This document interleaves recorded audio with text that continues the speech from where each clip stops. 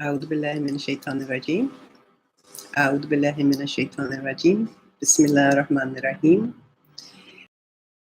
I want to thank so many people for subscribing to this channel while I was in a very, very heavy transition and unable to post any new videos. In the meantime, I have killed 2 Facebook pages, my public figure page, which had about 45,000 likes, and my Twitter account, as well as my personal, very small page on Facebook. I was doing this while I was doing a lot of travel, and there are just some technical things that are not completely in order, because I think that public figure page is still up, because I don't know exactly why the deactivation didn't go through, and I have to reactivate my personal account in order to go into the administrator's function in order to sort that out, which I tried to do. So of course all my devices went to some kind of wonkers, and then I was locked in with an activated account for 12 hours when I'm very happy to have made the decision to come off of so much social media. It's not permanent. I don't believe in things being permanent. I just believe that I needed to make sort of a deep experiential difference to see what it would be like not to have it. And so far it's only been 2 weeks. And since I've been in transit, it's been, sort of not the same as sort of when you get bored and you just go check your Facebook account, something like that. My plan, however, was to reactivate the YouTube channel and to post regularly little snippets, commentaries about life, as well as specific things related to Islam, social justice, and peace. And so that's what I'm going to do. I'm not going to make such a big deal about whether or not everything is completely in order, like, my background or whatever. I'm currently in a friend's house. I'm just going to continue to have some type of a, public place in which I can, make comments. I'm going to hit as many of the issues that come up, some that I have not made any comments on or written about, but that I've had some thoughts about, as well as to actually make an effort to travel through some of the research of my life. And I'm going to do little snippets from my publication. I'm going to talk about certain concepts and ideas there. So that's what's going to happen. It's going to happen with some regularity. It doesn't matter to me whether or not a lot of people are going to check these out or not. It's just me getting used to it. Unfortunately, I started this on my my MacBook, and I didn't have anybody actually teach me how to do it. So there's like a sort of like a boo-boo transit that kind of went through first. I just don't know how to do, all the technical stuff. But it will all come together at some point, and the boo-boo transits will just have to be a part of the process. So, I apologize for that. Today, what I really want to do is to say something about uses and abuses of social media. Excuse me. So first of all, I consider it a sign of the times. And so therefore, I think that when I have friends in my age group who absolutely refuse to go on to, any form of social media, I think that's a bit of an overdoing it. It's sort of like moving from the horse-drawn carriage to the horseless carriage, what we call the automobile, and then people saying, "Oh no, I would never do that. That's, it's too fast," or something. And here we are, So I think that social media is something like that. That it's an inevitable. And in that respect, I see lots of good. I know that some of the organization of some of the recent protests in the last few years was completely facilitated because of the social media.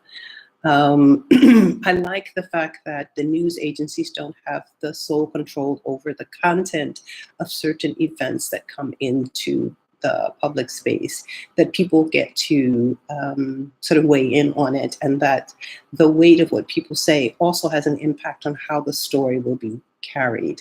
So I definitely like the sort of deconstruction of power and authority that goes with it. That being said, There are obviously a lot of people, like with the horse-drawn carriage and the horseless carriage or automobile model or metaphor. Some people get behind the wheel and they are absolutely dangerous and inconsiderate.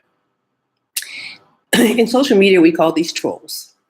And I was a little bit astounded that there would be people who would come on to troll, and that's all they were doing. I mean, people who would create accounts just so that they could come in and say something about something in a negative way. That's not the least of the worries. For me, being a PhD, a doctorate in philosophy, means that I'm very much wedded to discourse and to the ways in which we share information through words. So I didn't find it amenable to my own work ethic and the contributions that I feel that I would like to make and that I have already made in the area of Islam. And that was when people had a tiny snippet of something, and on the basis of that, they decided that they want to go into a full-fledged diatribe. And I had to think about that a lot. And in my case, there was a particular thing that coincidentally, when all the pieces came together, started for me as late as 1998. And that is that I have a very heavy love and attachment to our foremother, Hajar, or Hagar, as they say in some of the other biblical traditions.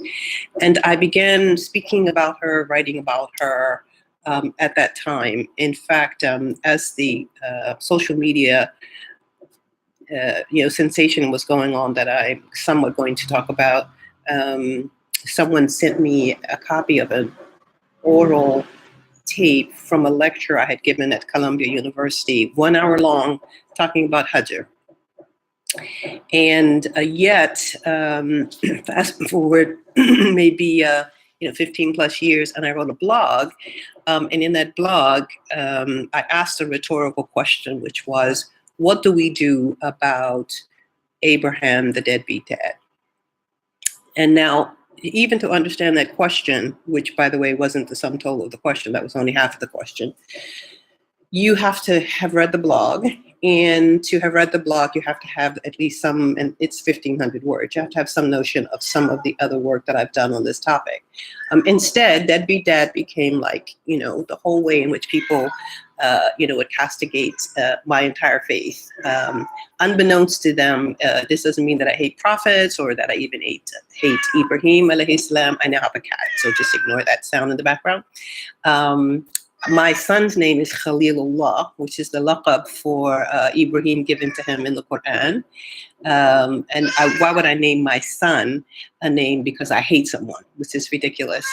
But I had to deal with the social media part of it. And it was an incentive for me to step back away from it and to think a little bit more about how we use it, especially in the context of whether or not we see it as a medium for truth and justice, for peace, for love, for harmony, for developing good relationships, for taking care of the planet Earth, taking care of each other, for learning and loving, what we consider to be sacred or holy. And I still have mixed feelings about that. And so I'm really in a very good position in terms of having successfully deactivated my other accounts. But my mixed feelings will sort of come out here in YouTube because it is possible to do, like a 10-minute video and say absolutely silly and stupid stuff.